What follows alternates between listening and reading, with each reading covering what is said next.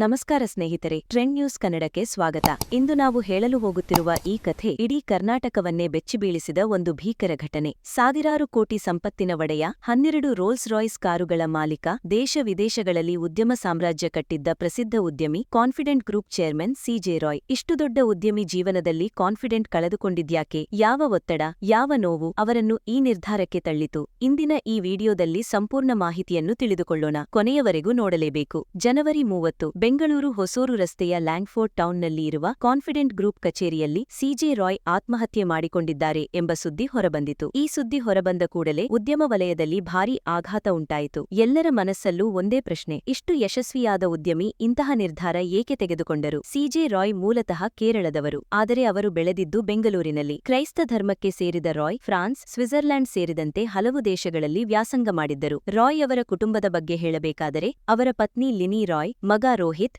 ಮಗಳು ರಿಯಾ. 2006ರವರೆಗೆ ಅವರು ಹ್ಯಾವ್ಲೆಟ್ ಪ್ಯಾಕರ್ಡ್ ಕಂಪನಿಯಲ್ಲಿ ಕೆಲಸ ಮಾಡುತ್ತಿದ್ದರು. ನಂತರ ತಮ್ಮ ಉದ್ಯಮದ ಕನಸನ್ನು ಸಾಕಾರಗೊಳಿಸಲು ಕಾನ್ಫಿಡೆಂಟ್ ಗ್ರೂಪ್ ಅನ್ನು ಆರಂಭಿಸಿದರು. ಕಾನ್ಫಿಡೆಂಟ್ ಗ್ರೂಪ್ ಕೇವಲ ರಿಯಲ್ ಎಸ್ಟೇಟ್ ಕಂಪನಿ ಮಾತ್ರವಲ್ಲ. Real estate, layout, hotel, resort, ಶಿಕ್ಷಣ ಸಂಸ್ಥೆ ಸೇರಿದಂತೆ ಹಲವಾರು ಕ್ಷೇತ್ರಗಳಲ್ಲಿ ರಾಯ್ ಬಂಡವಾಳ ಹೂಡಿಕೆ ಮಾಡಿದ್ದರು. ರಿಯಲ್ ಎಸ್ಟೇಟ್ ಕ್ಷೇತ್ರದಲ್ಲಿ ಬರೋಬ್ಬರಿ 43 ಲಕ್ಷ ಚದರಡಿಗಳಷ್ಟು ವ್ಯವಹಾರ ನಡೆಸಿದ್ದರು. 150ಕ್ಕೂ ಹೆಚ್ಚು ದೊಡ್ಡ ಪ್ರಾಜೆಕ್ಟ್ಗಳನ್ನು ಪೂರ್ಣಗೊಳಿಸಿದ್ದರು. ಇದರಿಂದ ಅವರು ಸಾವಿರಾರು ಕೋಟಿ ರೂಪಾಯಿ ಆಸ್ತಿ ಹೊಂದಿದ ಉದ್ಯಮಿಯಾಗಿದ್ದರು.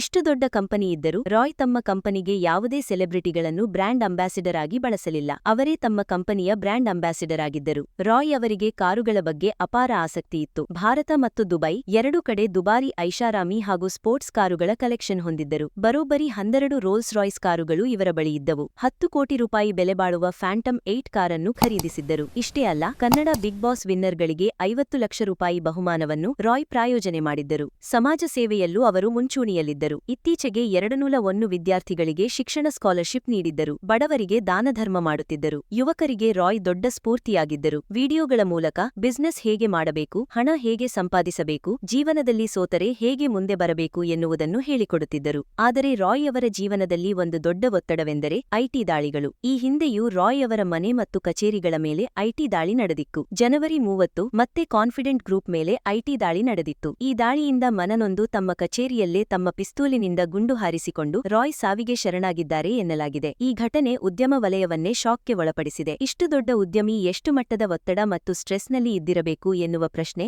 ಎಲ್ಲರ ಮನಸ್ಸಲ್ಲೂ ಮೂಡಿದೆ. ಹಣ, ಆಸ್ತಿ, ಐಷಾರಾಮ ಜೀವನ ಇದ್ದರೂ ಮನಸ್ಸಿಗೆ ಶಾಂತಿ ಇಲ್ಲದಿದ್ದರೆ ಜೀವನ ಅರ್ಥವಿಲ್ಲ ಅನ್ನೋದಕ್ಕೆ ಈ ಘಟನೆ ದೊಡ್ಡ ಉದಾಹರಣೆ. ಕಾನ್ಫಿಡೆಂಟ್ ಗ್ರೂಪ್ ಒಡೆಯ ಸಿಜೆ ರಾಯ್ ಅವರ ಸಾವು ಸಮಾಜಕ್ಕೆ ಒಂದು ದೊಡ್ಡ ಸಂದೇಶ ನೀಡಿದೆ. ಈ ವಿಷಯದ ಬಗ್ಗೆ ನಿಮ್ಮ ಅಭಿಪ್ರಾಯ ಏನು? ಕಮೆಂಟ್ ಮಾಡಿ ತಿಳಿಸಿ. ವಿಡಿಯೋ ಇಷ್ಟವಾದಲ್ಲಿ ಲೈಕ್ ಮಾಡಿ. ಟ್ರೆಂಡ್ ನ್ಯೂಸ್ ಕನ್ನಡ ಚಾನೆಲ್ ಅನ್ನು ಸಬ್ಸ್ಕ್ರೈಬ್ ಮಾಡಿ. ಬೆಲ್ ಐಕಾನ್ ಒತ್ತಿ. ಮತ್ತೊಂದು ಹೊಸ ಅಪ್ಡೇಟ್ ಜೊತೆ ಮತ್ತೆ ಭೇಟಿಯಾಗೋಣ. ಜೈ ಕನ್ನಡ.